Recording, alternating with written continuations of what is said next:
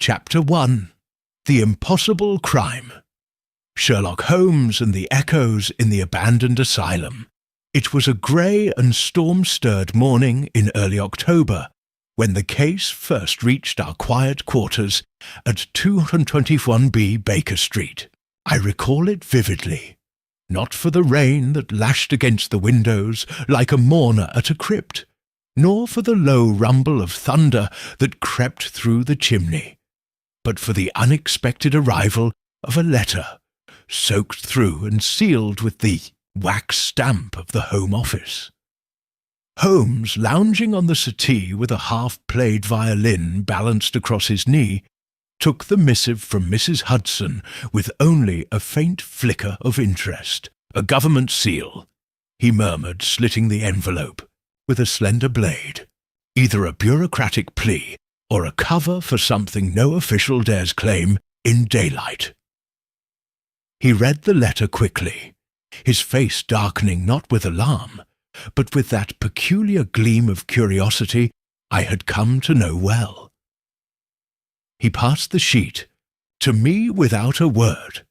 "Mr. Holmes, you are requested, quietly and with utmost discretion, to investigate a matter that defies rational explanation. An incident occurred 3 nights ago at the defunct Ashcroft Lunatic Asylum in Surrey, shuttered these 10 years. The building is abandoned, no staff, no patients, no access permitted. Yet one of our field agents, acting under unrelated orders, discovered within the locked east wing the corpse of a man, recently deceased, surrounded by no signs of forced entry or exit.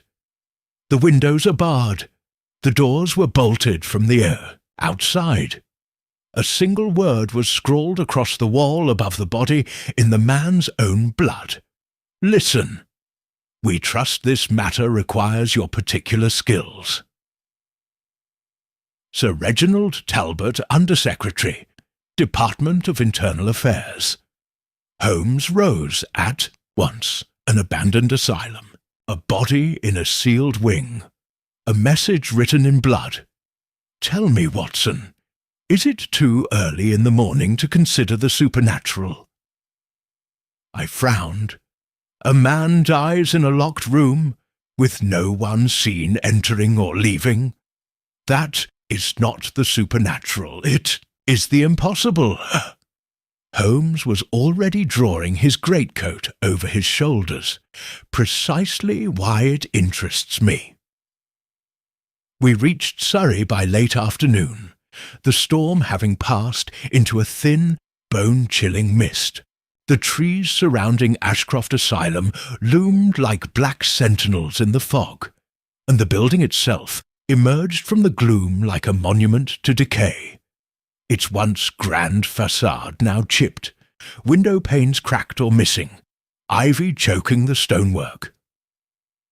A uniformed man greeted us at the wrought-iron gates. He introduced himself as Inspector Darnley, eyes wary beneath his cap. "You're the men from Baker Street, then?" "We are," Holmes replied. "And you are the man assigned to keep the living out of a place for the dead?" Darnley grunted.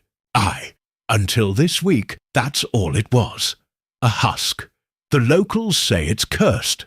Now, I've got a fresh corpse behind locked doors and a dozen theories I wouldn't write in ink." He led us through the overgrown grounds to the asylum's eastern wing, a vast annex built like a monastery. Long corridors, narrow cells, heavy iron doors. At the end of the hall, 2 constables stood guard beside a sealed threshold, its bolt intact. Darnley gestured. "No one's been in since we found him. No prints but his. The keys never left my sight." Holmes took the key and unlocked the door. Inside, the air was fetid, thick with mildew and rot. A shattered oil lantern lay near the far wall, and in the centre of the room, illuminated by the pale slant of light through a barred window, was the corpse. a man in his 40s. Blood dried on his chin and pooled beneath his outstretched hand. Above him in jagged letters was the word, "Listen." Holmes crouched beside the body. Rigor has passed. Death occurred. 2 nights ago, I'd say. Blunt trauma to the temple. Yet no weapon is visible, no broken glass, no scuffle. He turned, examining the walls, the floorboards, the bolts on the inside of the door. All untouched, no footprints but the victim's, Holmes said. And yet he did not die alone. I blinked. But Holmes, how could anyone have escaped? There's no passage, no exit.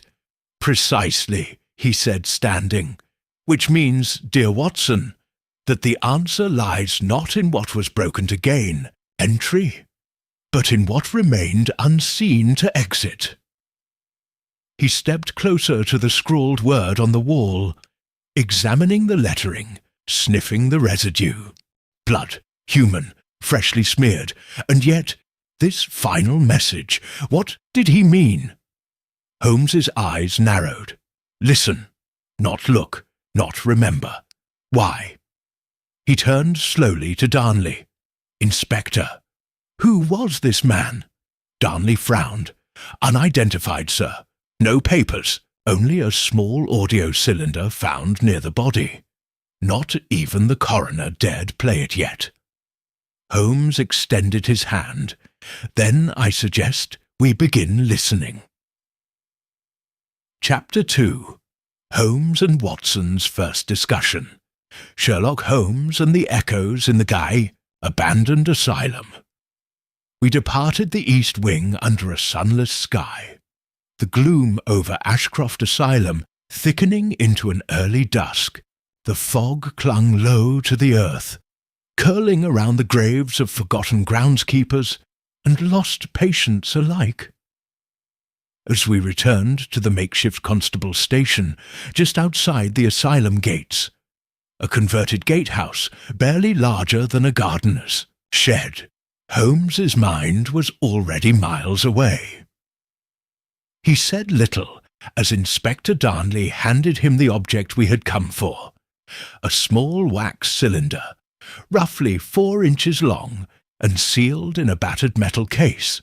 It bore no label, no initials, just a faint fingerprint smeared across its side in what Holmes instantly recognized as blood. A cylinder for an Edisonic phonograph, Holmes murmured. Not common, expensive, and highly portable if one knows what to listen for. You mean this was recorded intentionally? I asked. He nodded. Undoubtedly. But the circumstances under which it was left, that is what intrigues me. We returned to our lodgings, an inn in the nearby village of Holbury, a stone's throw from the asylum's gates. Holmes had arranged for one of his more peculiar possessions to be sent by rail that morning.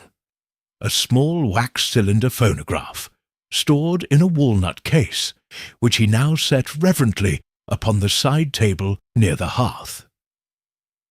As he adjusted the needle, with a surgeon's care, he looked at me. Watson, let me remind you, this may be the voice of a man at the edge of madness.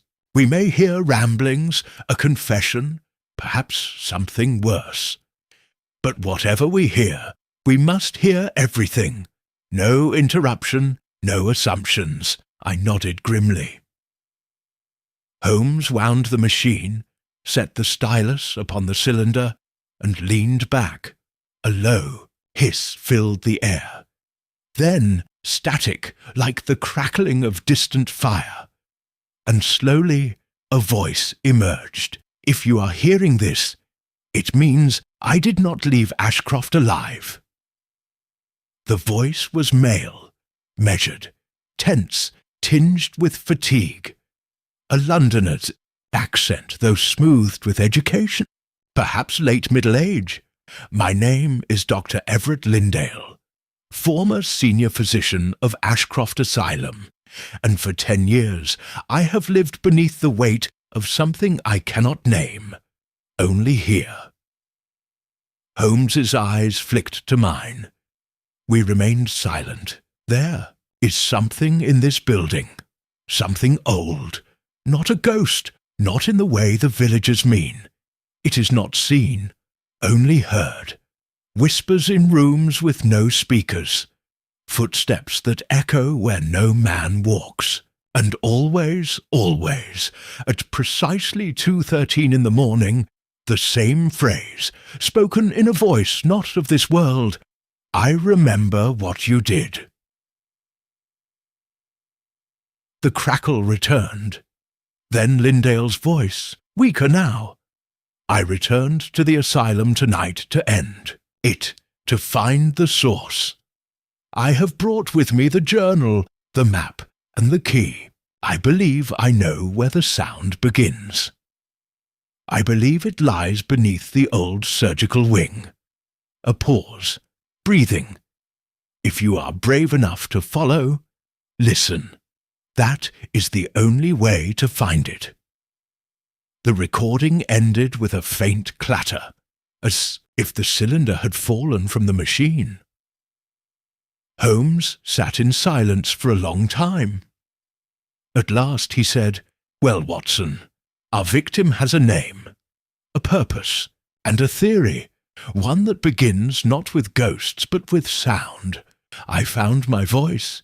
You believe this whispering is real?" "I believe Dr. Lindale was not a fool," Holmes said. "And I believe this cylinder was not meant for just anyone. It was left as a guide." He rose and retrieved his overcoat. We returned to the asylum at once, before others find what he meant to hide. "And if it's still there?" I asked. "Whatever he heard?" Holmes gave me a rare smile, grim, wry, and unmistakably eager. "Then, my dear Watson, we shall listen." Chapter 3. The First Clues. A scene of deception, Sherlock Holmes and the echoes in the abandoned asylum. By lantern light, we returned to Ashcroft under a slate sky, the fog curling low and reluctant to lift from the earth. The asylum loomed ahead like a brooding sentinel, its silhouette jagged against the pale dusk. Inside, the air was colder than before, stale, damp, and threaded with a peculiar tension, as if the building itself were aware of our presence. Inspector Darnley had granted Holmes unfettered access to the grounds for the remainder of the evening, warning only that 2 constables were stationed outside should we need assistance. "We won't," Holmes replied without looking up, already halfway through the doorway of the east wing. We descended in silence through the cracked tile corridor until we reached the door at the far end, where Dr. Everett Lindale had been found, alone and lifeless, with the word "Listen" painted above him in blood. Holmes paused before the threshold. "No new footprints," he muttered. "The dust here is thick. No one has disturbed the scene since our last visit. The room remained exactly as we'd left it. The broken lantern in the corner, the dried blood, the slanted scrawl of crimson across the wall. But now Holmes moved differently, like a man who already knew what he was looking for. "Watson," he said softly, "take note of the message again. Listen. What's peculiar?" I stared at the letters. "Aside from being written in blood?" "Indeed." I stepped closer. "The L and the N are elongated, drawn with more pressure. And the I is capitalized with a curl, not a common hand." Holmes nodded. "But look, here, just beneath the E." He pointed at a fine, nearly imperceptible mark. A second line, barely traced, just beneath the final letter. He scraped at it with a blade, and a small flake of dried pigment lifted from the stone. "Wax pencil," he said, "written before the blood was applied. Dr. Lindale planned this message. This was not the frantic scrawl of a man in fear or delirium." "But why the deception?" I asked. "Why make it appear frantic, even staged?" "Because he feared he wouldn't be believed," Holmes replied. "So he left behind a performance. One meant to lure someone deeper. Someone with the patience to look beneath the surface." He began inspecting the walls now, tapping gently with his knuckles. The room gave no echo. The stone was thick and solid, but when he reached the northwest corner, he paused. A hollow tone. He crouched and ran his fingers along the baseboard. After a moment's probing, he pressed inward on a discoloured tile, and with a soft click, the panel shifted. Behind it, tightly rolled and bound with a piece of twine, was a leather satchel. Holmes opened it carefully and withdrew 3 items: an old map, a brass key, and a thin leather-bound journal. "The map," he said, unrolling it across the cracked floor, "depicts the original structure of Ashcroft, as it was before renovations closed the surgical wing. The layout was meticulous. Hallways, patient cells, medical wards, even a subterranean network of storage vaults and service tunnels.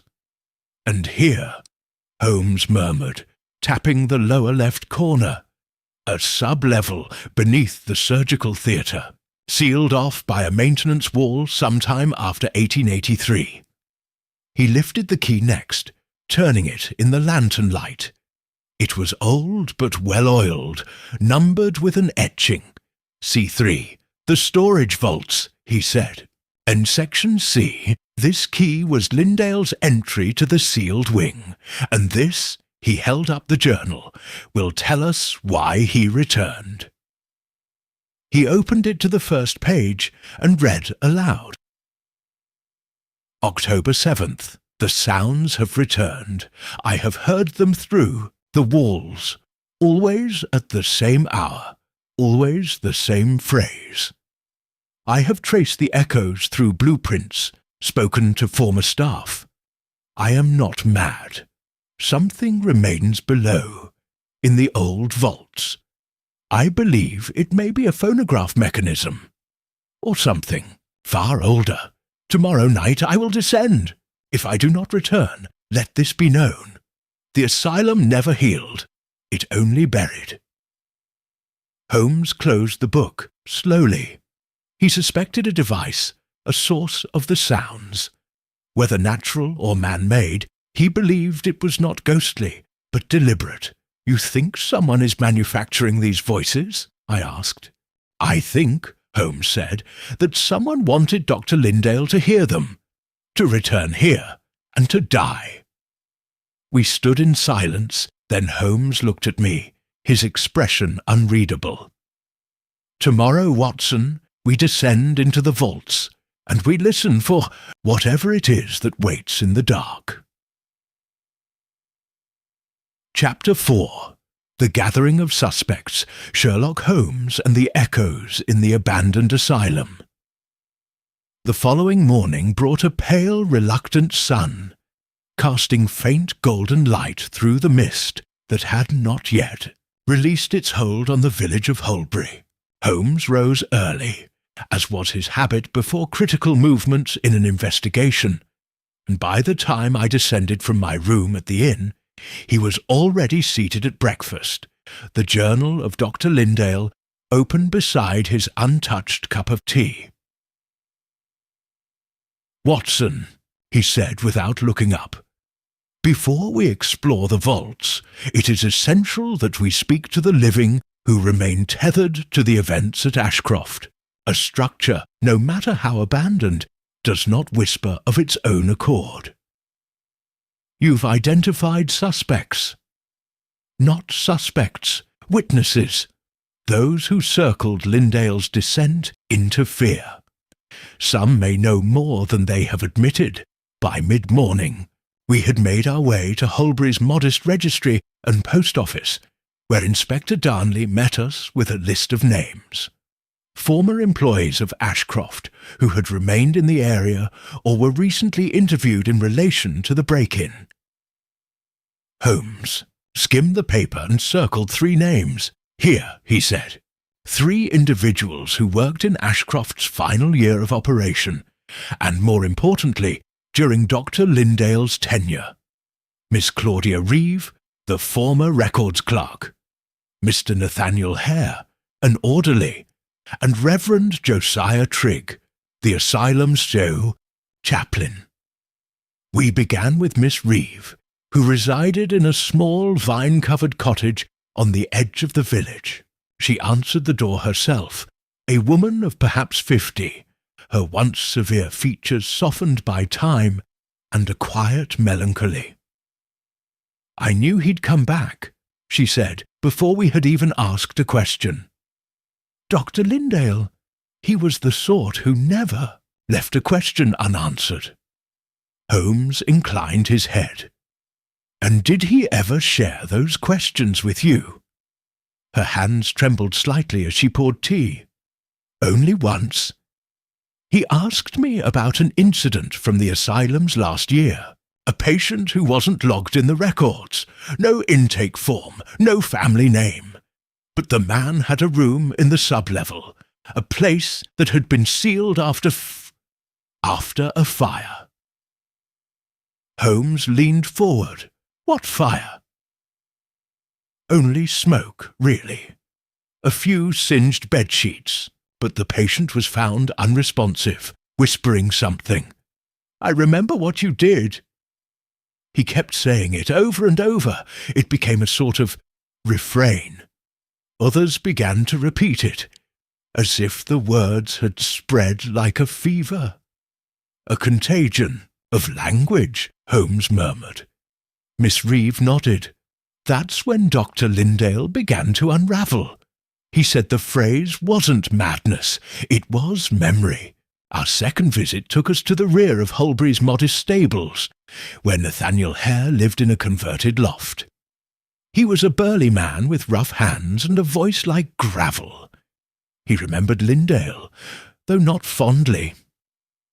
'He poked too deep,' Hare said. 'Used to walk the halls at night, taking notes, listening through the vents. Said there were sounds the human ear couldn't hear unless it learned to listen. Madness, if you ask me.' Holmes was unbothered. 'And what did you hear, Mr. Hare?' The man hesitated. 'Once, just once, down in the surgical wing, I heard the voice. Not a man's voice, not a patient's. It was like someone standing right behind me, whispering, same phrase as the rest. I turned, and there was no one.' 'And you told no one? Would you admit to hearing voices in an asylum?' Holmes's expression was unreadable. 'No, but I'd be careful about who else did.' Our final stop brought us to the rectory, just outside Holbury, where Reverend Josiah Trigg lived in quiet semi-retirement. He was a thin, pallid man with watery eyes, and the look of one who had once believed in many things, and now believed in very few. 'Lindale came to confession once,' he said after Holmes introduced our purpose. 'He was frightened, though. He tried to hide it, said the asylum had never closed properly, that something had been left behind, not a soul, something worse, a sound with memory.' Holmes watched the Reverend carefully. 'And did you believe him?' 'I believe,' the Reverend said slowly, 'that there are places where suffering is so deep it leaves an echo, not of spirits but of actions, terrible, unrepented actions. The walls of Ashcroft were never consecrated. Some things were done in that building that the Lord himself might struggle to forgive. Holmes stood. "Thank you, Reverend. You've given me more than you know." As we left the rectory and turned back toward the road leading to Ashcroft, I glanced sideways at Holmes. "You believe them all?" "I believe each told the truth as they understand it," Holmes said, "and in doing so, they've revealed something deeper. Which is that this crime was not committed days ago, Watson. It began years ago. Whatever awaits beneath Ashcroft is not merely evidence, it is origin. Chapter 5. First Suspects. The Red Herring Sherlock Holmes and the Echoes in the Abandoned Asylum. The wind had picked up by the time we returned to Ashcroft. A steady whistle threaded through the broken window panes, giving the empty corridors the sound of distant breath.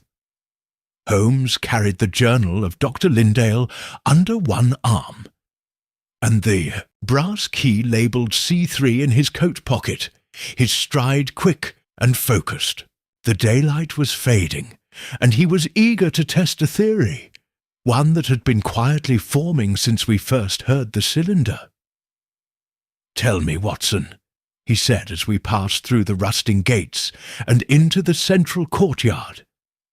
"When does a patient cease to be a patient?" I blinked. "I beg your pardon? Beg your—" "A riddle, perhaps," he replied, already halfway down the corridor. "But an essential one. If a man is admitted without record, left in a sealed wing, and his name is erased from the rolls, did he ever truly exist in the eyes of the institution, kept pace beside him?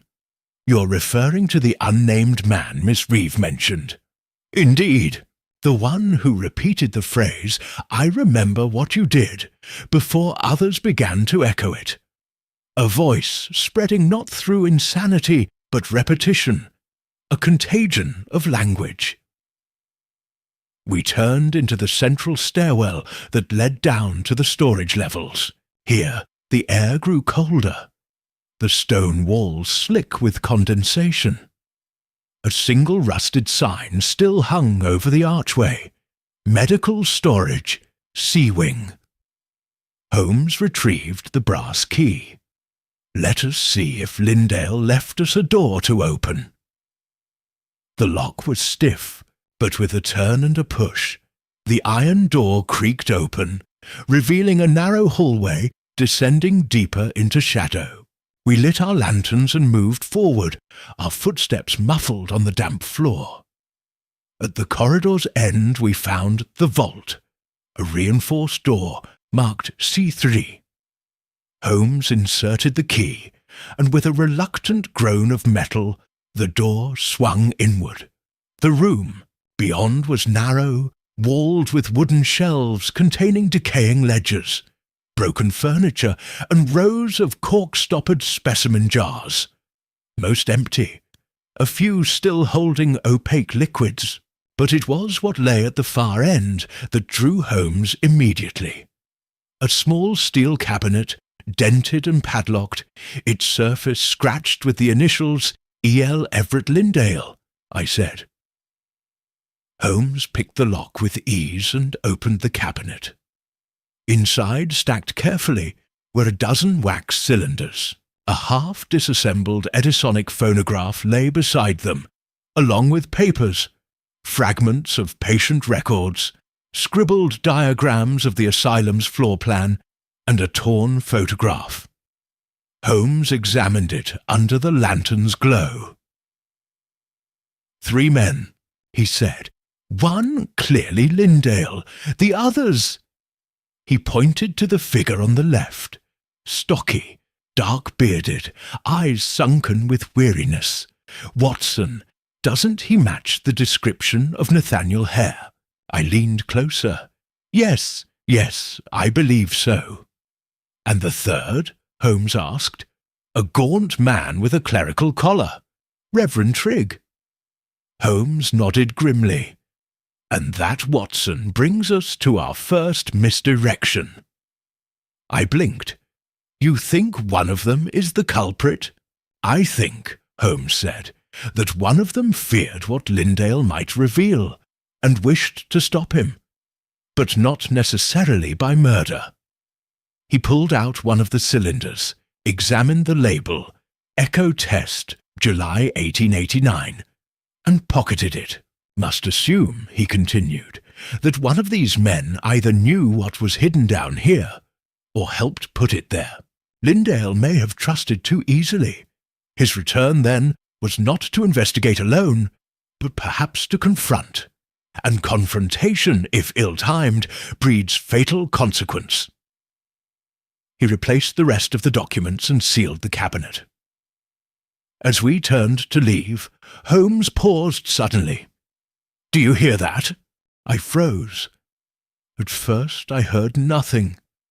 Then faint, so faint it might have been imagined, came a whisper, not from behind us, but from the walls themselves. "I remember what you did." My blood ran cold. Holmes's eyes narrowed. Recorded sound, or something more. We stood still, listening. Silence, then. A soft click echoed from the corridor behind us. A door closing. Not ours. Holmes motioned for quiet. We extinguished the lanterns and crept toward the hallway, ears straining.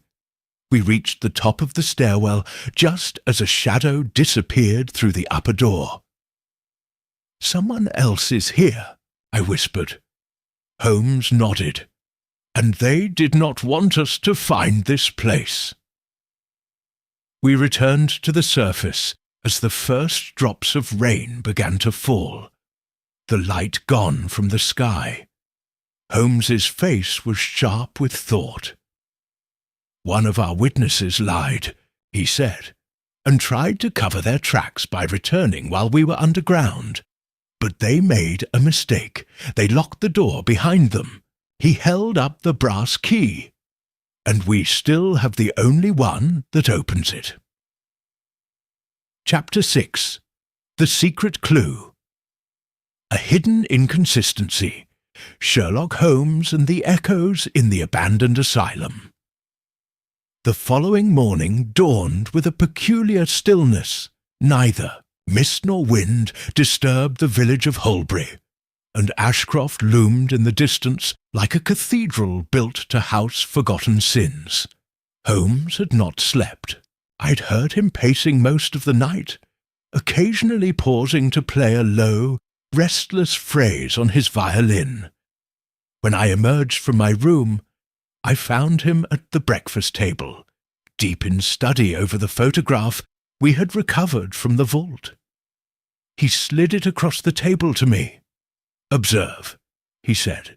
"Look not at the men, but at their surroundings."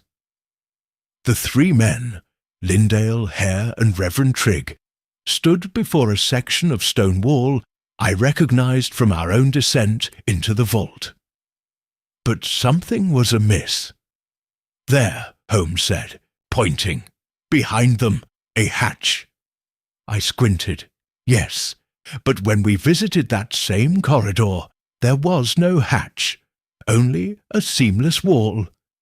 "Exactly," Holmes said. "The photograph was taken before it was bricked over. The hatch leads to a crawl space, perhaps an access shaft. It was covered deliberately, likely after Ashcroft was decommissioned." "And why would they seal it?" "To conceal whatever lies beyond," Holmes said flatly. "We must assume that either Hare or Trigg, or both, were involved in its concealment. Which means one of them is not merely a bystander in this affair. They are a guardian of something far older and more dangerous than superstition." He stood, retrieving the cylinder labelled Echo Test, July 1889, from his coat. "I intend to find out what Lindale heard in that passage. But first, we visit Reverend Trigg." The Reverend received us on the rectory's stone porch, still wrapped in his threadbare robe, though his expression was not surprised to see us. If anything, he seemed expectant. "You've found the vault, then?" he said quietly. Holmes's eyes narrowed. "You knew Lindale had returned there?" Trigg nodded once. "He came to me a week before his death. Asked if I remembered the sounds. Said he was going back to finish what we started. I told him not to. I begged him not to." "What exactly did the two of you start?" Holmes asked. Trigg looked away, his voice cracking with something between shame and fatigue. "There was a patient, back in 1889. No name, no record. The asylum listed him as a John Doe, but he was different. He didn't speak, not at first. Then he started whispering, always the same phrase, 'I remember what you did.' Over and over. We thought it was a symptom. Trauma. Madness." He paused, but then others started saying it. Patients in other wings. Even staff. Like the words moved. Lindale believed the asylum had become infected by memory itself. Not disease, not hysteria. Memory. That words, spoken with intent, could imprint themselves into the very air. Holmes was silent a moment. Then, "Why hide the crawl space?" "Because that's where the patient died," Trigg said, voice low. "He escaped one night, climbed down into that passage. Lindale followed. I arrived minutes later. When we reached him, he was gone. Only a smear of blood and that whisper. Lindale believed the sound had rooted itself there. He wanted it studied, preserved. I wanted it buried." Holmes leaned forward. "So you sealed it, bricked it over?" "Yes." "And the cylinder recordings?" Holmes asked. "I thought they'd been destroyed." Holmes drew himself up. "Then understand me clearly, Reverend. Someone besides Lindale has been down there recently. Someone entered the asylum while we explored the vault and attempted to erase what he left behind. The bricks are not the only thing crumbling. The lies are, too." Trigg looked shaken but said nothing. Back at the inn, Holmes placed the echo test cylinder on his phonograph. He wound the machine and let it play. The room filled with the crackle of dust and time. At first, silence, then a faint rustling, and then the same voice from Lindale's cylinder, but different in tone. More clinical, controlled, testing, auditory anomaly, vault passage, July 1889.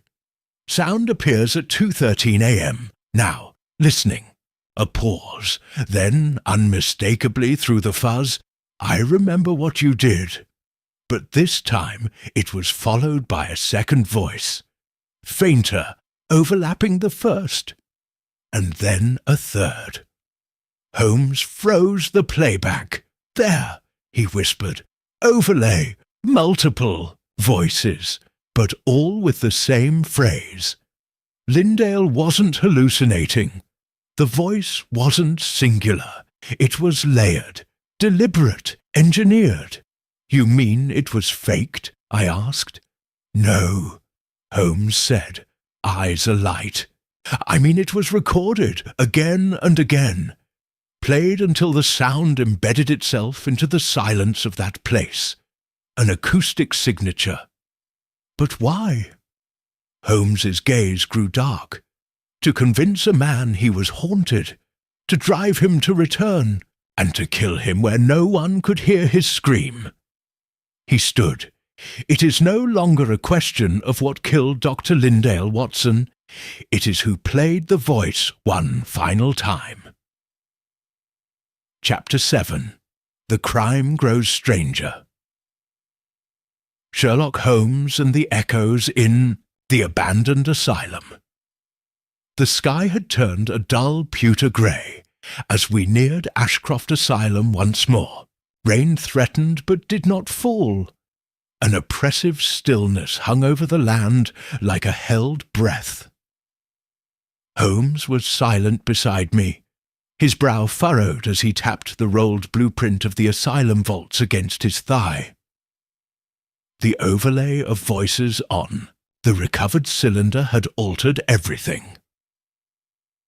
"What puzzles me," I said, breaking the silence, "is why Lindale would come back alone. If he suspected foul play, if he knew someone had manipulated those voices, why not go to the authorities?" Holmes answered without looking at me. "Because, Watson, I believe Lindale thought the danger was not from a man, but from an idea.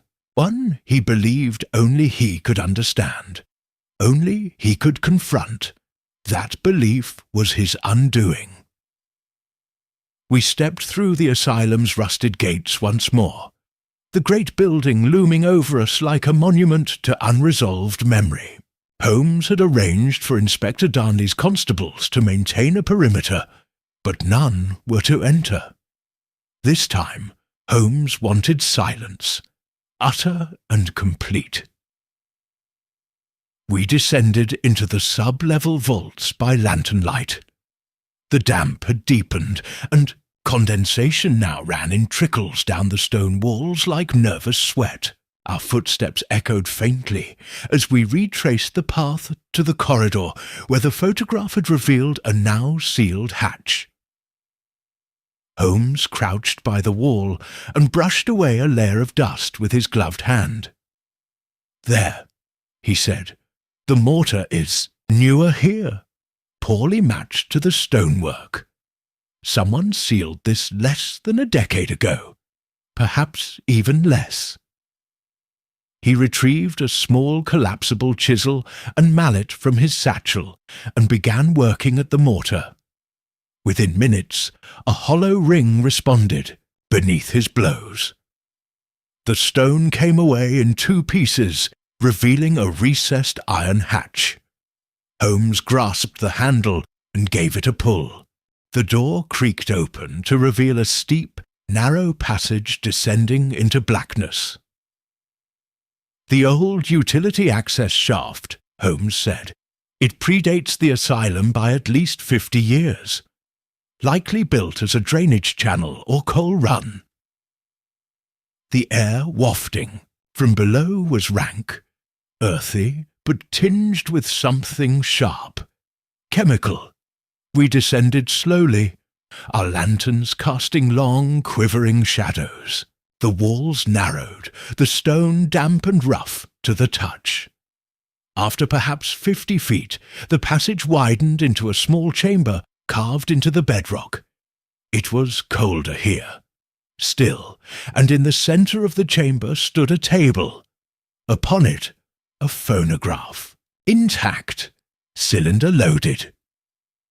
Holmes moved forward with controlled urgency. "This is not Lindale's machine," he said, inspecting it. "It's older, a prototype model, custom built. There's no manufacturing mark."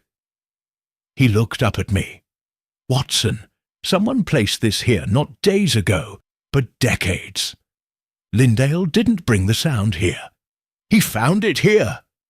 He wound the mechanism slowly. The machine came to life with a low whir and hiss, then the whisper. "I remember what you did," it repeated, once, twice. Then a third voice layered on top. But this time, the phrase changed. "You buried me here." The whisper was nearly inaudible, like wind through a keyhole, but unmistakable. Holmes froze. "He never heard that phrase," he murmured. "Not in the original cylinders." "And Lindale?" I asked. "You think he came down here and heard this?" "Yes," Holmes said grimly. "He heard it, and he panicked. But there's something more." He began inspecting the chamber, holding the lantern to the far wall. After a moment, he stopped. There, scrawled in white chalk, nearly lost beneath mould and grime, was a series of tallies, dozens, perhaps hundreds, scratched into the stone. Next to them, a single word, name. Holmes whispered, "Someone lived down here. For days, maybe weeks, forgotten deliberately." "A patient?" I said, "or a prisoner?" He turned to me, his face pale in the lantern light. "Watson, this wasn't an asylum for the insane. It became, in its final years, a tomb for secrets. Lindale discovered one, but someone else ensured it remained buried. We climbed out of the shaft with dread heavy in our bones." As we reached the upper corridor again, Holmes paused and held up his hand. Footsteps, faint but deliberate, not the echo of our own. He snuffed the lantern. We pressed into the shadows, just as a figure passed through the corridor. Lantern in hand, coat drawn up against the cold, face obscured by a scarf. Holmes leaned in. "Hair," he whispered. "Back again." We watched in silence as the man disappeared down the steps toward the sealed corridor. "Why return?" I asked. "We've already found the machine." "To destroy what's left," Holmes said, "or to ensure it cannot speak again." He straightened. "We let him go, for now, because what matters most, Watson, is not the device, but why it was placed there, and what Hare, or someone above him, feared Lindale would remember." Chapter 8. Holmes tests a theory. Sherlock Holmes and the echoes in the abandoned asylum returned to the inn beneath a sky thick with darkening clouds, the first fat drops of rain beginning to dot the windows. Holmes said nothing on the walk back. He moved with the purpose of a man whose thoughts were far from his feet, and by the time we reached our rooms, I could see the shape of an idea beginning to form behind his sharp grey eyes. He lit the fire and laid the asylum blueprint, Dr. Lindale's, journal, the photograph, and 2 of the recovered cylinders across the table in an ordered array. "The crime," he began without preamble, "is not the death of Dr. Lindale." I looked up from where I had been drying my hands by the hearth. "No?" "No," Holmes said, tapping the photograph. "Lindale's death is the conclusion of a far older act. Someone committed a crime years ago, perhaps decades, and they have been fighting ever since to keep it from being heard." "Through the voice?" I asked. "The whispering?" "Through the sound, yes," Holmes said, "but not as a haunting, as a barrier, a performance, a carefully designed manipulation." He selected the blueprint and pointed to the sub-level we had discovered, the crawl space beneath the vaults, where the phonograph had whispered to us through the years. "That chamber," he said, "was never meant to be discovered. Lindale found it, and when he did, he heard something that wasn't meant for him." Holmes began pacing then, each step metered and slow. "I propose a test, Watson, a simple experiment, one of psychological suggestion." He turned to me. "You recall the cylinder we recovered yesterday, the one with the layered voices?" "Of course. And the phrase, 'you buried me here,' did it not strike you as pointed?" I nodded. "Now," Holmes continued, "imagine that same phrase repeated in darkness, alone, in a forgotten corridor, heard not once, but 10 times, 20, 100, spoken with different intonations, different inflections. It would not take long before a man of even steady constitution began to feel he was being addressed directly. Accused. "You think Lindale wasn't mad?" I said. "He was manipulated into madness." Holmes's expression grew grim. I believe he was lured, step by step, downward. Someone reconstructed the environment of his original trauma, recorded voices, hidden chambers, familiar names, and left him no way back. The cylinder was not his creation, Watson. It was bait.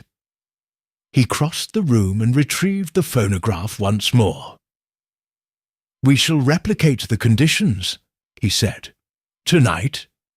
"You mean to return?" I asked. He nodded. "Yes, but not alone." At midnight, we returned to Ashcroft with Inspector Darnley in tow, begrudging but curious.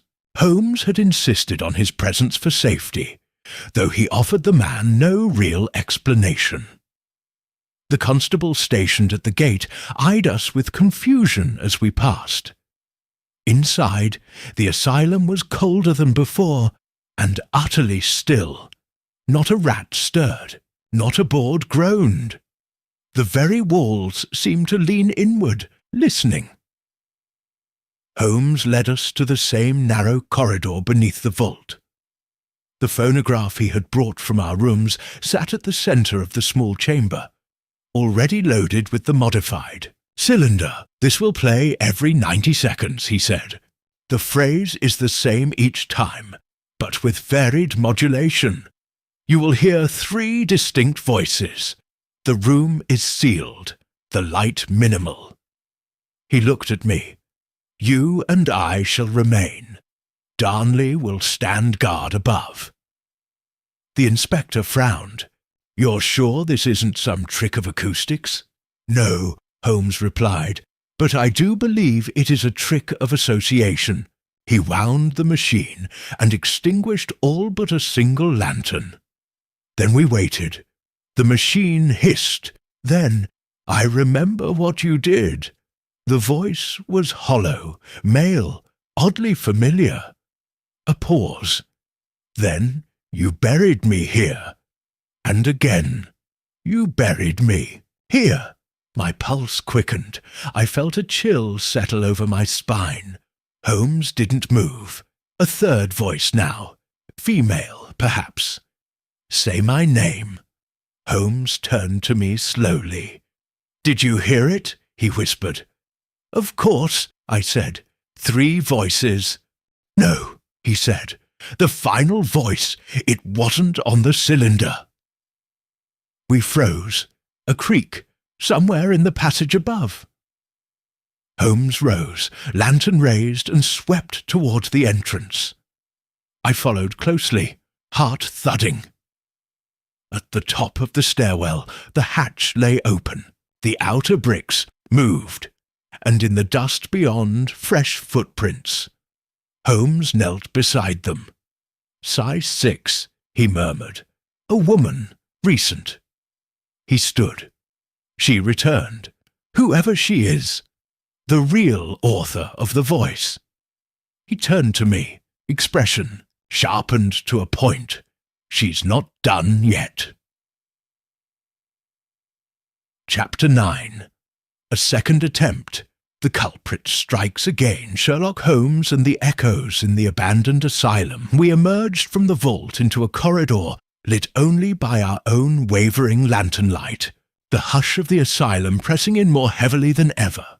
The prints, small, narrow, clearly a woman's, had been laid fresh in the dust.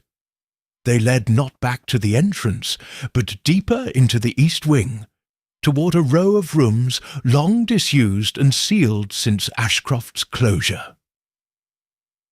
She returned. Holmes repeated, the phrase more diagnosis than observation. Not to watch, to intervene, to silence something, I asked. To silence someone, he replied darkly. Holmes knelt by the nearest footprint, noting the crisp outline. Still moist. She passed through within the last half hour. The dust hasn't yet settled. We pressed onward. our footsteps muffled by dust and decay. The corridor narrowed, growing darker, as we approached a heavy iron door at the end, marked Archive Storage. Its rusted hinges bloomed with orange, and its lock snapped clean, as if struck with force. Holmes pushed it open slowly. The room beyond was long and low-ceilinged, lined with warped filing cabinets and rotting boxes. Papers were scattered across the floor, thick records, hand-bound, yellowed with age. In the centre of the room stood a single open cabinet, and slumped beside it a body, Eleanor Reeve. I rushed forward as Holmes knelt beside her. She was breathing, barely, but unconscious, a livid bruise forming at her temple. "Blunt trauma," Holmes said quickly. "Struck from behind, not fatal." She was likely searching for records when she was attacked. He turned to me. "Fetch Darnley, now." I obeyed at once, retracing our steps to the upper floors where the inspector stood on watch. Within minutes we had carried Miss Reeve to the front office, laid her on a cot, and roused her with a splash of water and a drop of brandy. Her eyes fluttered open slowly, dazed, then wide with terror. I didn't know she was still here," she gasped. "I thought it was safe." Holmes's voice was calm. "Who, Miss Reeve? Who struck you?" She swallowed. "The Reverend Sister, Agnes Trigg. She worked at the asylum. She was the one who told me about the patient in the sealed wing, long before Lindale ever found the chamber." Holmes's gaze sharpened. "Agnes Trigg, she was never mentioned." "Because she disappeared," Eleanor said, "in 1890. But I saw her, Holmes, just before I was struck. Her face hasn't aged a day." Holmes said nothing at first, then, "Because she didn't vanish. She changed her name." He turned slowly toward Darnley. "Have you spoken to Mrs. Gidley, the housekeeper at the old vicarage?" Darnley's brow furrowed. "Aye, she's a strange one. Lives alone, rarely comes into the village." Holmes stood. "That is Agnes Trigg." Watson blinked. "The same woman who assisted Reverend Trigg at Ashcroft." "Yes. She vanished not by flight, but by reinvention. She stayed here, watching, guiding.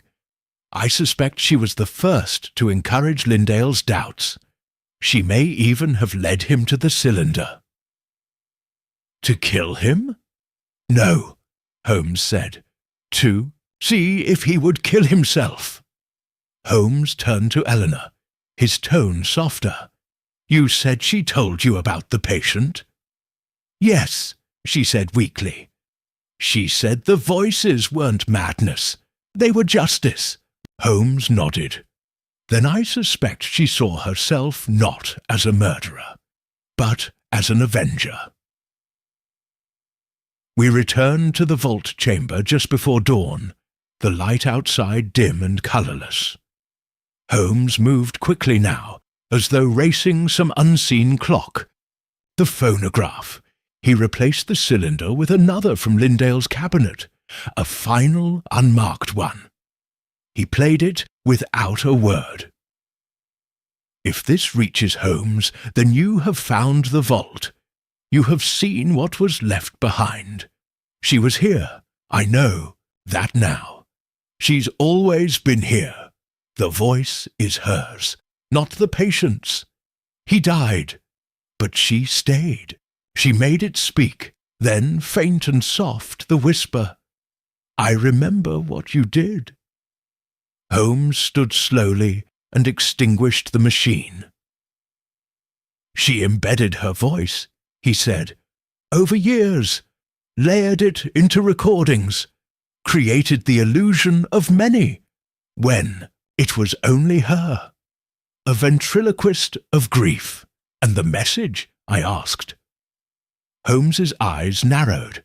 It was never for Lindale. He turned to me with certainty. It was, for us, a shadow passed across the corridor above. A figure moving, quickly, silently. Agnes Trigg. Holmes was already in motion. She's not done yet, Watson. She struck once to protect her secret. Now she'll vanish again, unless we end the performance. Chapter 10. The true motive begins to surface.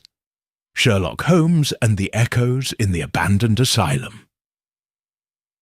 We emerged from the lower vaults just as the grey light of dawn spilled feebly through the upper windows of Ashcroft Asylum.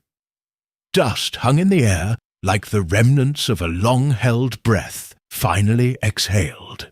Holmes moved with urgency now, no longer the still observer, but the hunter, with the scent of the quarry fresh before him. "She won't flee far," he said, eyes sharp as flint. "She's orchestrated this for too long to leave it unfinished." "Agnes Trigg?"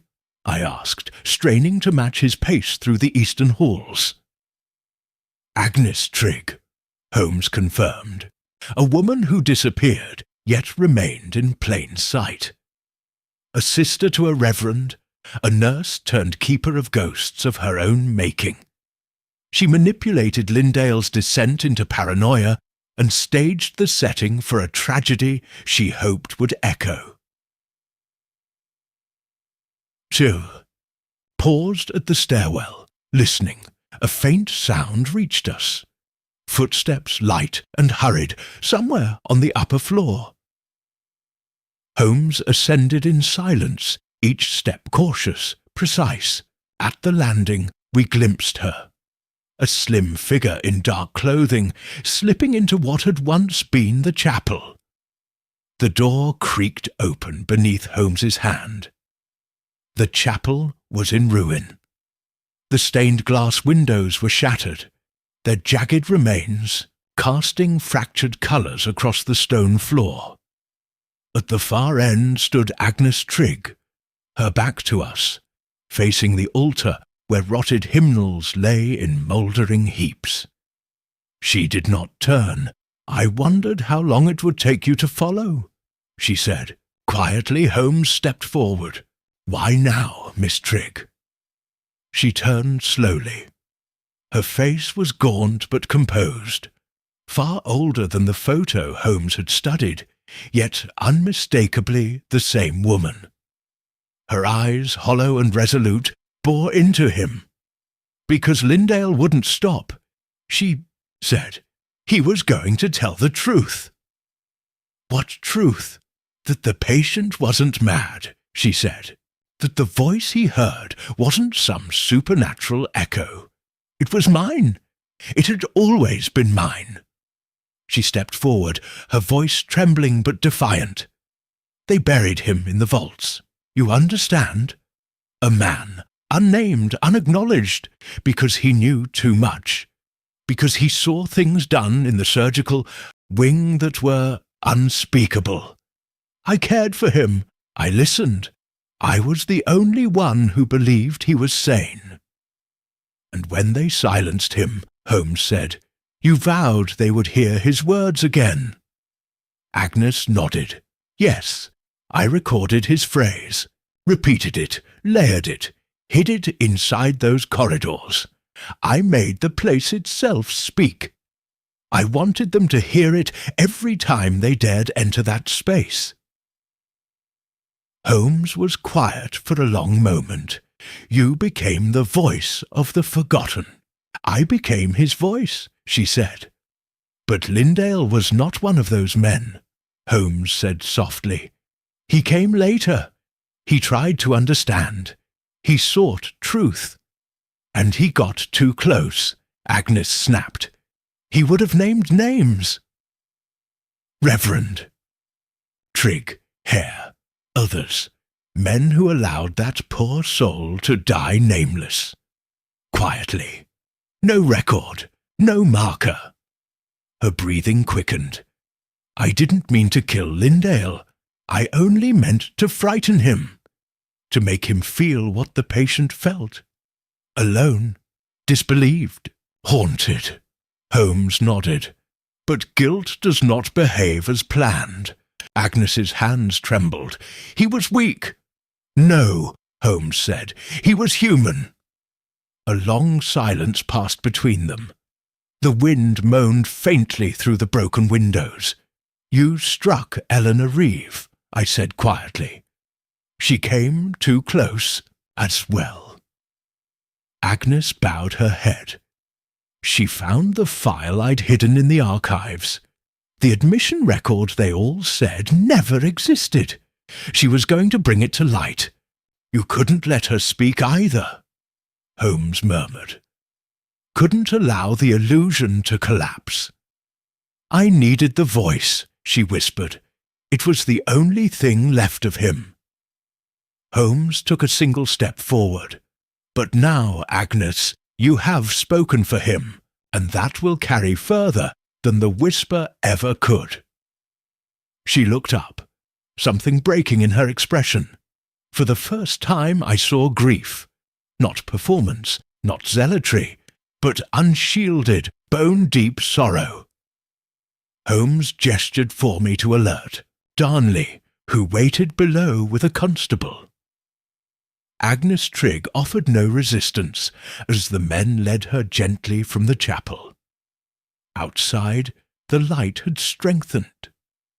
Holmes remained on the steps of the asylum long after the others had gone, staring out, toward the distant trees. "She wasn't mad," he said at last, "only devoted." "To a memory," I said. "To an injustice," Holmes corrected. "And she built an entire illusion to correct it." He looked up at the great hollow shell of Ashcroft, its windows staring blankly like the eyes of a corpse. "Voices fade, Watson, but sometimes they echo first." Chapter 11. The Bait. Holmes's Grand Strategy. Sherlock Holmes and the Echoes in the Abandoned Asylum. Though Agnes Trigg had been taken into quiet custody, the matter was far from resolved. Her confession, though emotionally charged, had left several crucial threads dangling in the mist, and Holmes was not one to leave a knot unexamined. Back at the Holbury Inn, he paced our room with the restlessness of a hound circling a scent not yet fully pinned. I sat by the hearth, reviewing Lindale's journal for what felt like the 10th time. "She named no accomplices," I said aloud, yet she spoke of Hare and Reverend Trigg as complicit in the burial of the patient. Holmes stopped pacing. "Exactly. She hinted at a wider circle, Watson, but did not name them. She protected them, which means there is more to be uncovered, and she intends to preserve that secret even now." He turned to me, eyes gleaming. "And so we must draw them into the open. How?" Holmes produced a fresh sheet of writing paper and an envelope from his coat. He began writing in his clean, assertive hand. "To whom it may concern, a full copy of Dr. Everett Lindale's final journal, along with the original wax cylinders and photographic evidence, has been secured. This material will be delivered to Scotland Yard within 48 hours. Should any party wish to contest the truth of these documents, they may do so in person at Ashcroft Asylum tomorrow at precisely 2:13 a.m. Signed, S.H.I. read the note with rising eyebrows. "You mean to stage a confrontation?" "A reveal," Holmes said. "Let us see who flinches at the echo." That evening, Holmes sent the letter through discreet channels. One to Reverend Trigg, another slipped into the window frame of Nathaniel Hare's stables. A third copy, left in the hands of the village postmaster, was to be delivered anonymously to a solicitor known to have once handled Ashcroft's endowment files. Likely another who stood to lose something if the truth surfaced. By midnight, we had returned to the asylum once more, setting our watch within the long-abandoned common hall. The air was colder than usual, as though the building itself sensed what was coming. Holmes kept the phonograph near at hand, loaded with Lindale's final cylinder, but unwound. Darnley and 2 constables waited in the shadows beyond the corridor. At 2:02 a.m., the silence broke. Footsteps from opposite ends of the hall first came. Nathaniel Hare, lantern in hand, face pale with barely disguised panic.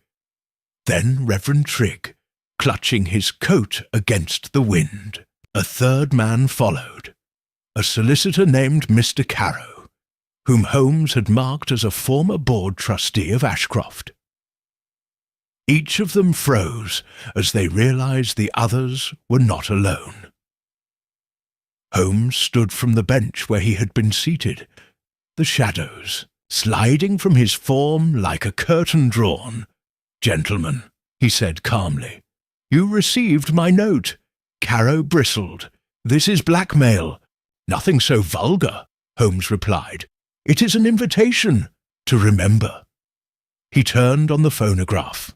The cylinder hissed, and Lindale's voice filled the air once more. "If this reaches Holmes, you have found the vault. You have seen what was left behind." The men exchanged glances, nervous, tense, accusatory.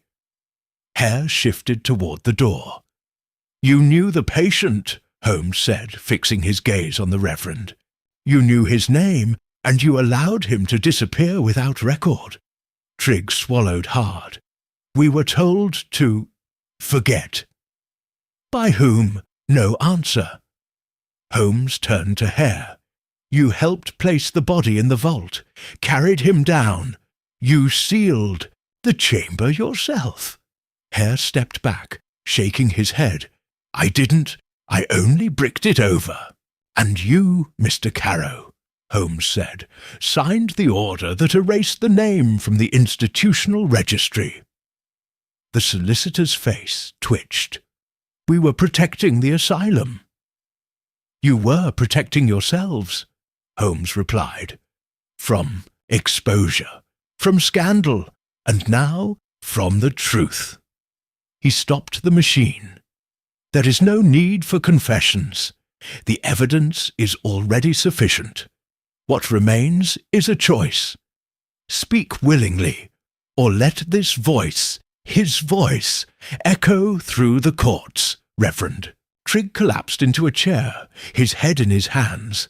"We thought it was mercy," he murmured.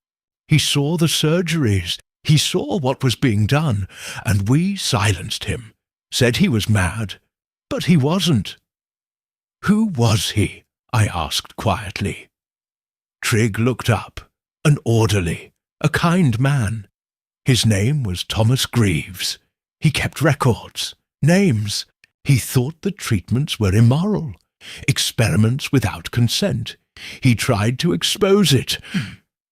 Hare spoke next, hollow-voiced. I didn't know they were going to kill him, just hide him. But after he died, it was too late. Agnes took it harder than any of us. She loved him." Holmes nodded, the final piece now fitting with almost tragic precision. "She preserved his voice, not just to haunt you, but to make anyone remember." Outside, the wind picked up again. This time, no voice whispered through the asylum, because it no longer needed to.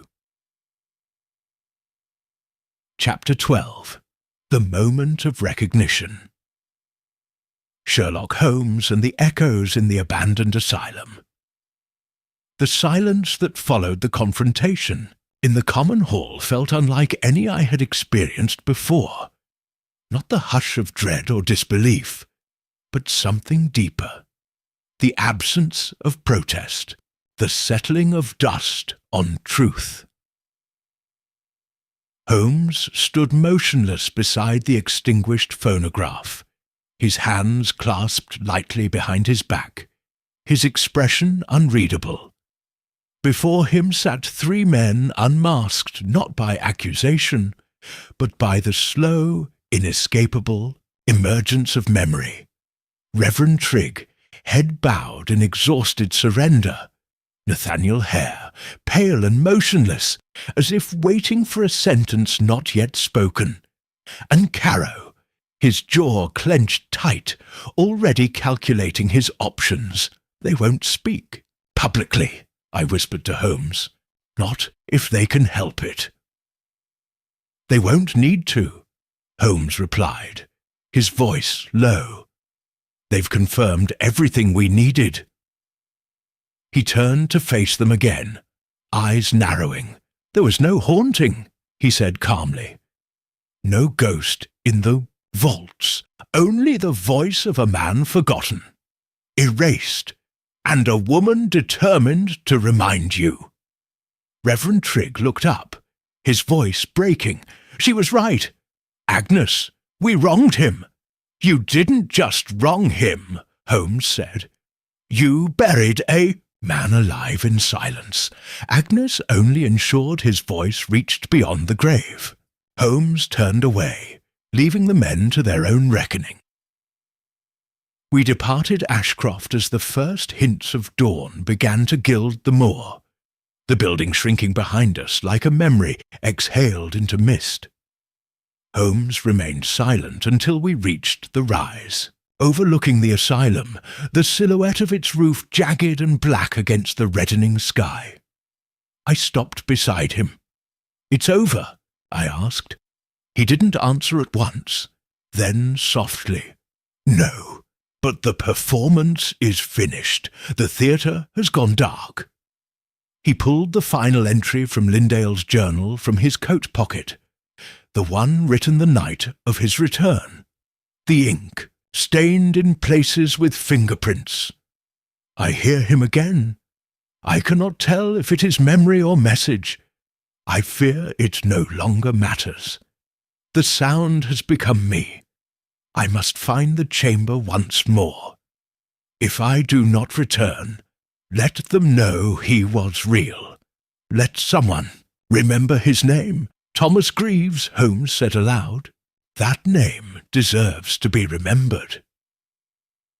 We walked the rest of the way back to Holbury in silence.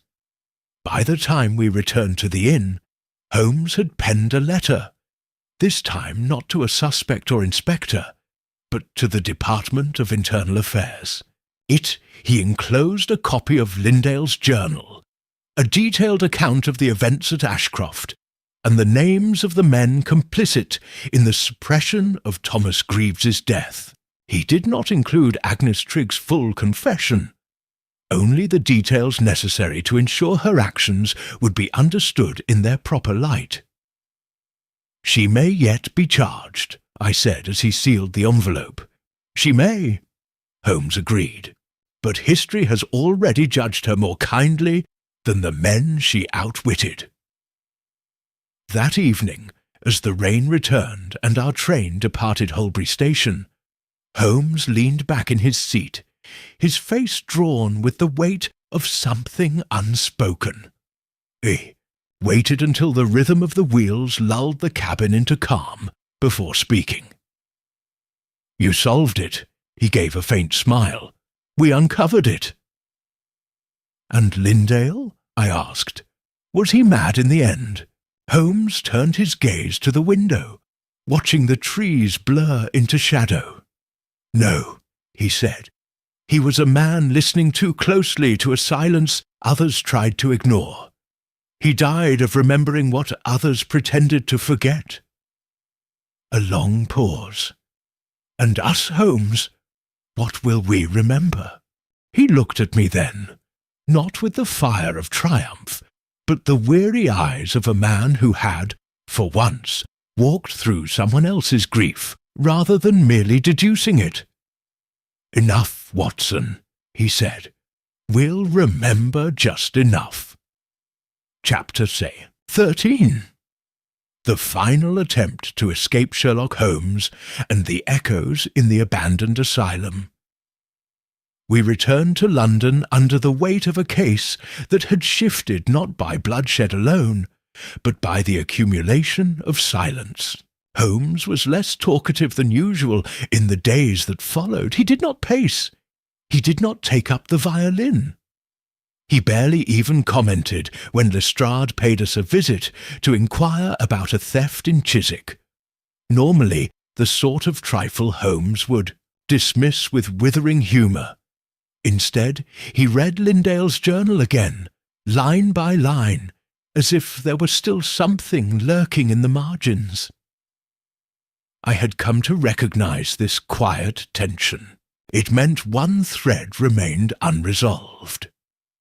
It came to us, not with a telegram or a knock at the door, but in the form of a newspaper tucked into our Morning Post. Holmes unfolded it slowly at the table, revealing the Evening Standard with its front page filled by a modest headline. "Local solicitor missing. Ties to Ashcroft investigation." Holmes read it twice, then passed it to me. Carrow, one of the 3 men Holmes had confronted in the asylum, had vanished from his home 2 nights prior. His office was undisturbed, his luggage still packed, his bank account untouched. A single page had been left behind on his desk. On it, 4 words scrawled hastily in ink. "I remember what you did." Holmes rose without a word and fetched his coat. We travelled back to Surrey that evening, the mist coiling once more around the familiar landscape like a serpent. By the time we reached Holbury, the constables had already formed search parties. No one had seen Carrow, but someone had spotted a lamp flickering in one of Ashcroft Asylum's upper rooms, long after the building had supposedly been sealed once and for all. We arrived at the gates just past midnight. "Let me guess," Holmes said grimly as the constable met us. "You've not yet gone inside?" The man nodded uneasily. "Didn't see the sense in poking about a place like that without orders." Holmes didn't wait. We moved through the corridors swiftly, the place as ruined and silent as ever, except now something felt different, as though the building, after briefly opening its secrets, had turned inward again, clamping shut like a wound. Up the eastern stairwell, past the records office, through the surgical ward, and into what had once been the director's private quarters. Chihuint lamp flickered in the far room. Inside, we found Carrow, seated at a desk, dead. There was no sign of struggle, no sign of poison, no wounds. Holmes examined the body with clinical care. Then his hand paused. A wax cylinder, still warm from recent play. He placed it into the portable phonograph and wound it slowly. It hissed, cracked, then played a voice. Not Lindale's, Carrow's. This is my statement. For whatever judge hears it next, I have lived with this long enough. The patient was real. Greaves. He kept records, notes. The voice broke. A pause. They said it was better to silence him, that the name would destroy the asylum. But he wasn't mad, and Agnes knew that. Another pause, breathing, ragged. She told me I'd hear it. The voice. I thought it was nonsense, but it followed me, through walls, through sleep, and now it's here. I remember what you did.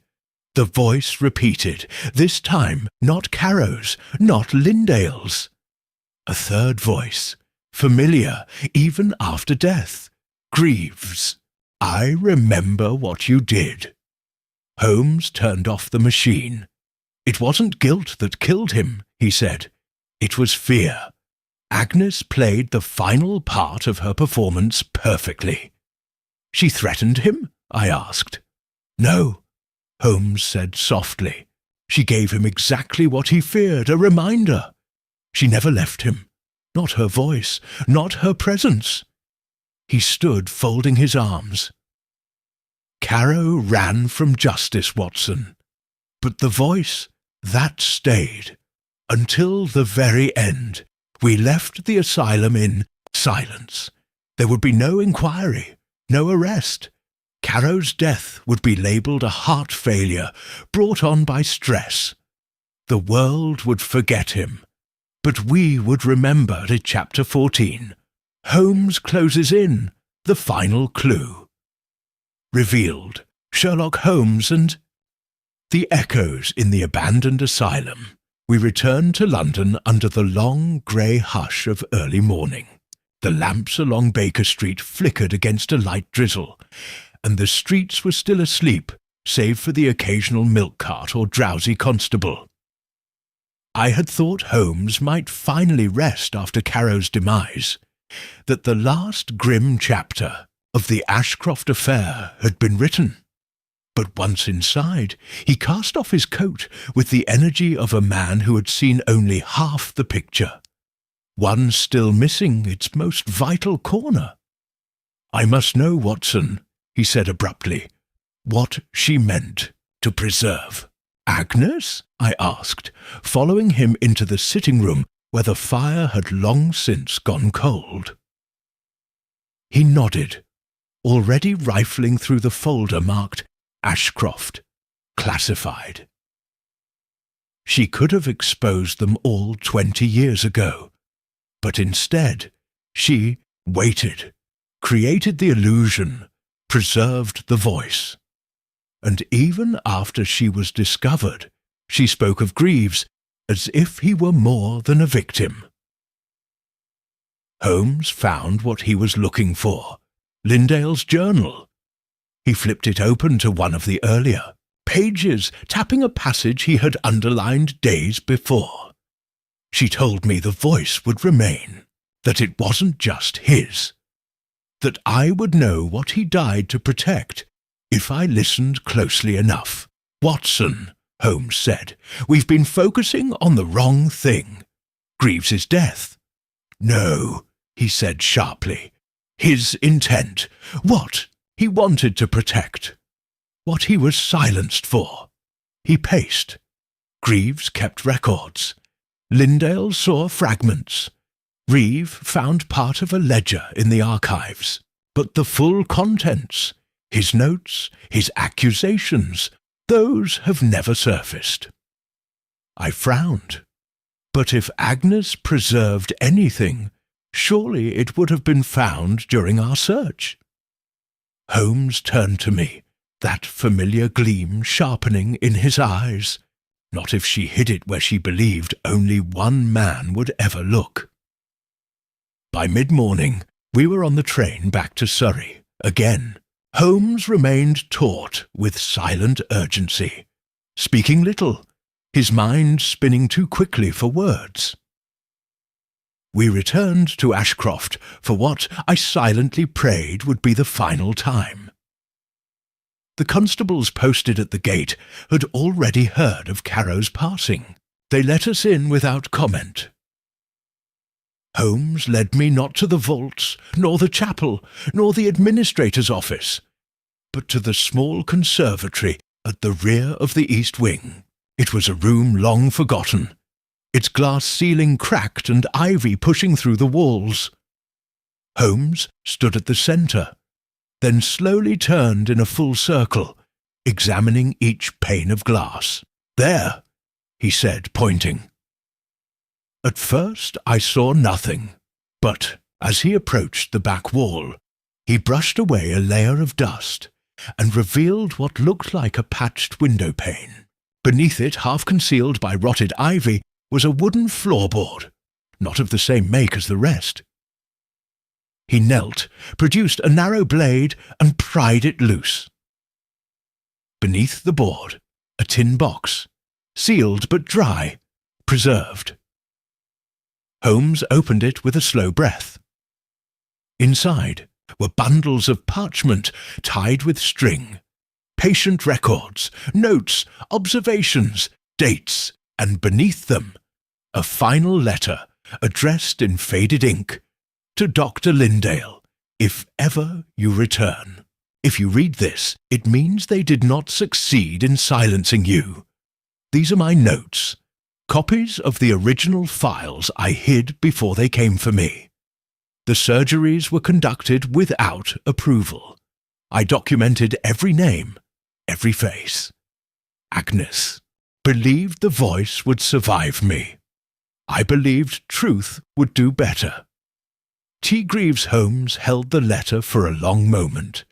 The silence around us somehow louder than ever. "There it is," he murmured. "The final clue. The thing Agnes couldn't. Speak aloud, not a voice, not a ghost." "A ledger," I said. "A record, a reckoning," Holmes replied. "One she guarded until someone worthy could carry it out." He handed the bundle to me with care. "Ensure this reaches the proper hands, Watson. Not Scotland Yard. The press." I blinked. "You mean to make it public?" Holmes nodded. "Let the names be seen. Let the public remember what the institution was too proud to admit." He looked back once at the broken glass above us. "She gave them a voice. Now we give them justice." Chapter 15. The Final Gathering. Sherlock Holmes and the Echoes in the Abandoned Asylum. It was a rare thing to see Holmes in the company of an audience, and rarer still to find him the one who convened it. Yet, on the grey afternoon that followed our return to London, he stood at the centre of a quiet private salon in Whitehall, surrounded not by gentry or officers of the yard, but by a handful of men whose names, until recently, had existed only at the edges of a conspiracy. Mr. Nathaniel Hare sat stiffly in the corner, his hands fidgeting around his hat. Reverend Josiah Trigg, though gaunter than before, maintained a composed stillness, though his eyes, I noted, never strayed far from the door. Eleanor Reeves sat near the fire, her expression calm, determined. She had been invited not as a witness, but as a final tether to Lindale's memory, and in the far corner, Inspector Darnley, the reluctant representative of Scotland Yard, stood with arms folded and a frown deepening with every passing moment. Laid across the table before them, all were the documents Holmes and I had recovered from beneath the conservatory floor. The journal of Thomas Greaves, along with the letter he had addressed to Lindale. Next to them rested the official patient files Agnes had smuggled out before the chamber was sealed. The voices had told one story. These pages told another, concrete, damning, inescapable. Holmes did not pace. He did not gesture. He simply stood and spoke. "You were each a part of what happened at Ashcroft," he said, his voice level, some by action, others by omission. Thomas Greaves tried to expose the unsanctioned procedures performed on patients in the surgical wing. He documented names, dates, and methods. For that, he was declared mad and quietly erased. He looked first to Reverend Trigg. "You called it mercy. But it was not mercy to forget. It was cowardice." Trigg's lips trembled, but he said nothing. Holmes turned next to Hare. "You bricked the vault yourself. You believed it would protect the institution. Instead, it preserved the one thing you tried to bury." "And what do you want from us now?" Hare asked bitterly. "A confession? A trial? Holmes glanced toward the inspector. "No, that is no longer my concern." Darnley shifted. "What are you playing at, Holmes?" Holmes walked to the hearth, where a sealed envelope rested, atop the mantel. "Earlier this morning," he said, "Dr. Watson delivered a copy of these documents to 3 separate newspapers, the Chronicle, the Herald, and the Pall Mall Gazette. By nightfall, the name of Thomas Greaves will be read by thousands." A stunned silence followed. Reverend Trigg finally spoke. "You're not giving us a chance to defend ourselves." Holmes turned to him, the faintest flicker of weariness in his expression. "You had 20 years to speak. You chose silence. Agnes Trigg gave her life to break that silence, not through violence, but with a whisper." He folded his hands behind his back. "I merely raised the volume." Eleanor stood then, her voice soft but clear. "The truth isn't vengeance, it's remembrance. Thomas Greaves deserves that, and so do the others who suffered unseen." No one argued. No one could. Holmes retrieved the letter from the mantel and passed it into Darnley's reluctant hands. "Your department may do what it wishes with this," he said, "but be warned. The court of public opinion now has a witness. You will not silence it with policy." We left the gathering quietly. Outside the fog had lifted, and the air felt oddly lighter, as though a page had been turned in the long history of Ashcroft Asylum. At the base of the steps, Holmes paused. "You have written the case notes, I presume?" he asked. "I have," I replied, "though I fear it may be more tragedy than deduction." He smiled faintly. "Not all puzzles end with applause, Watson. Some merely end." We stepped into the waiting cab, the wheels clattering away into the murmur of London's evening. Behind us, the truth had gathered, finally, not in whispers, but in the open light. Chapter 16. The Reveal. Holmes breaks down the crime Sherlock. Holmes and the echoes in the abandoned asylum. It was late that evening when Holmes finally allowed himself the quiet indulgence of a fire and his pipe. The clatter of newspapers being folded and reread echoed throughout the sitting room of 221B Baker Street, their headlines already circling the city. Ashcroft atrocities unearthed. Doctor's Journal reveals institutional horror. And in one paper, more starkly, "I remember what you did." I had finished writing up my final notes, half expecting Holmes to dismiss the case as he often did, relegating it to the shelves of memory. But tonight he remained contemplative, still, as though something yet lingered in the air between us. "Unspoken. Watson," he said at last, "you've often asked how it is that I arrive at my conclusions so quickly. The truth is, in most cases, it is not swiftness at all.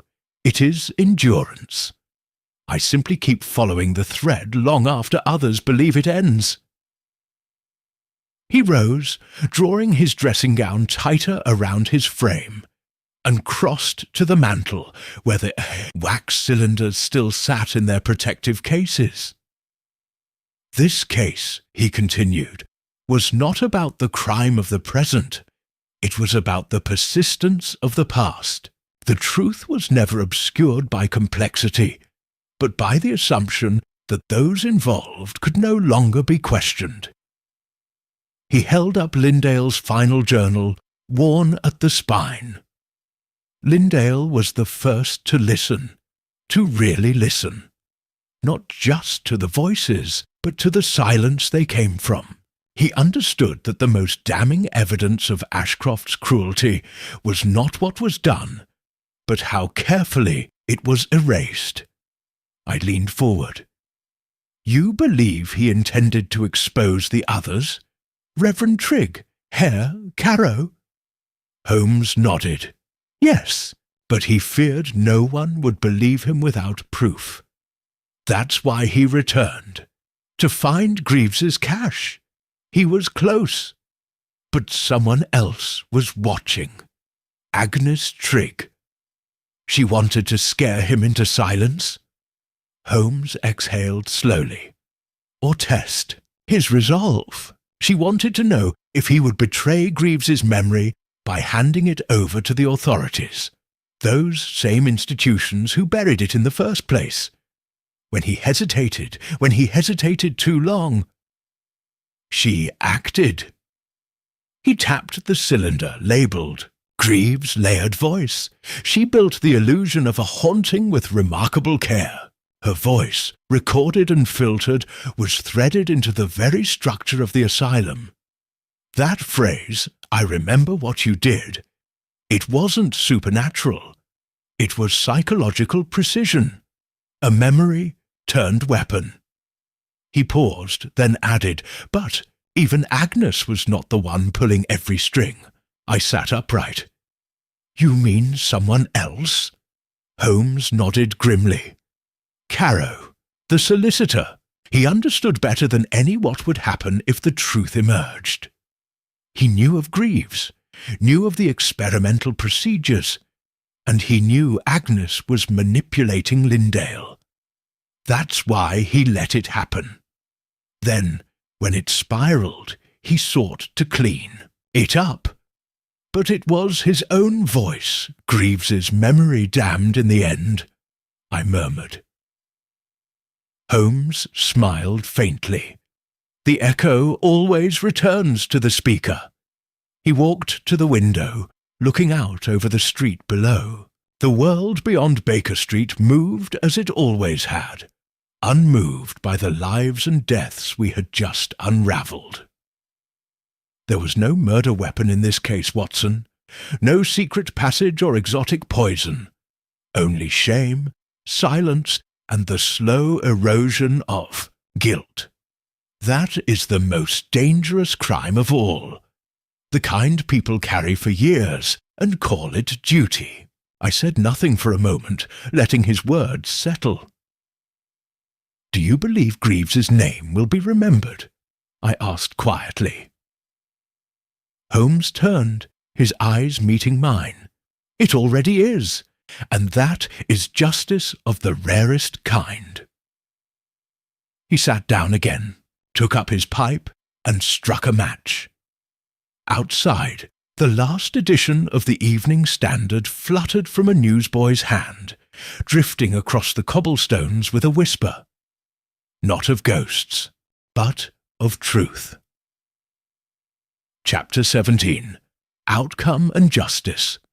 Sherlock Holmes and the Echoes in the Abandoned Asylum. By the week's end, the story of Ashcroft Asylum had gripped not just London, but the entire country.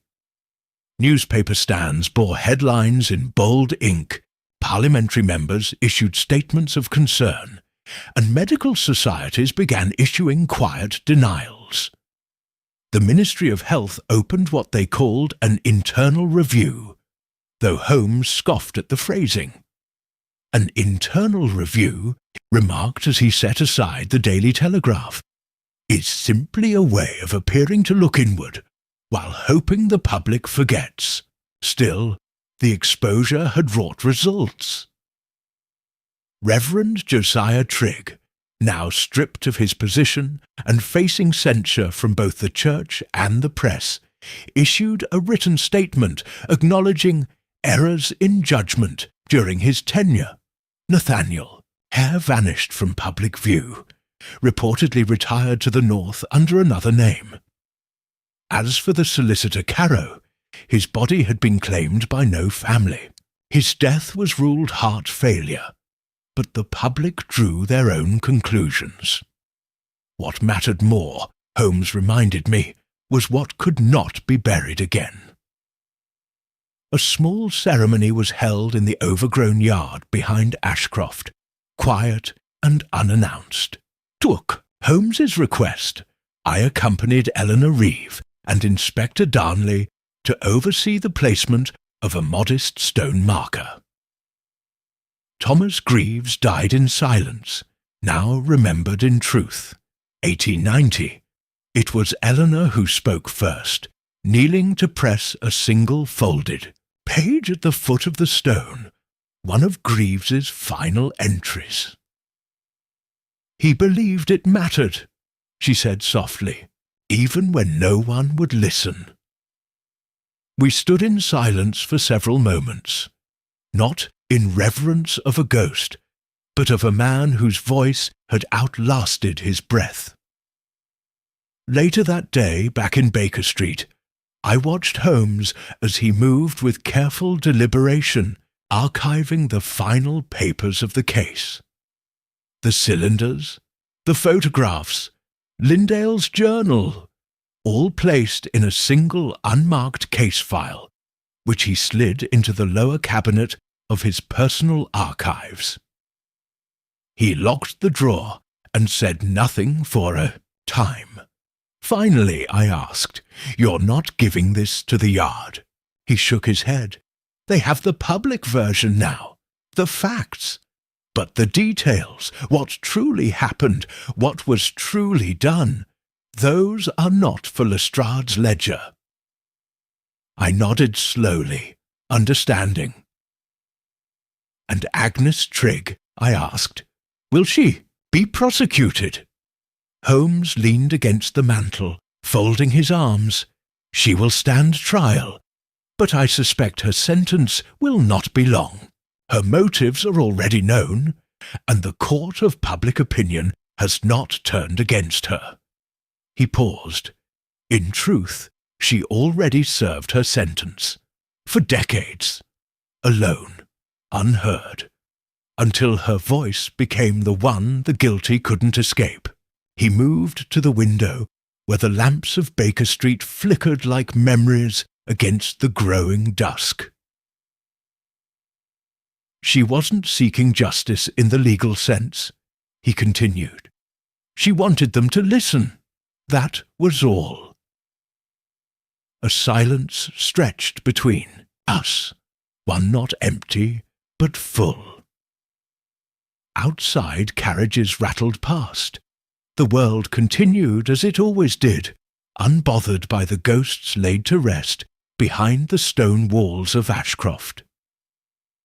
Holmes finally turned to me with that familiar glint in his eye, the one I hadn't seen since the beginning of the case. "Well, Watson, now that the echoes have faded, perhaps we might enjoy an evening free from madness and murder."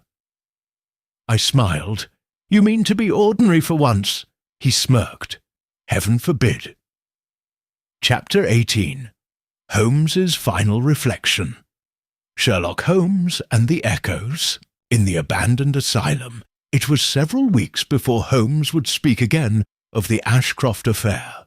Not because he had forgotten it, he never truly forgot anything, but because, I believe, he had filed it away in that most selective of his mental compartments. Those cases in which justice had been won not by law, but by acknowledgment.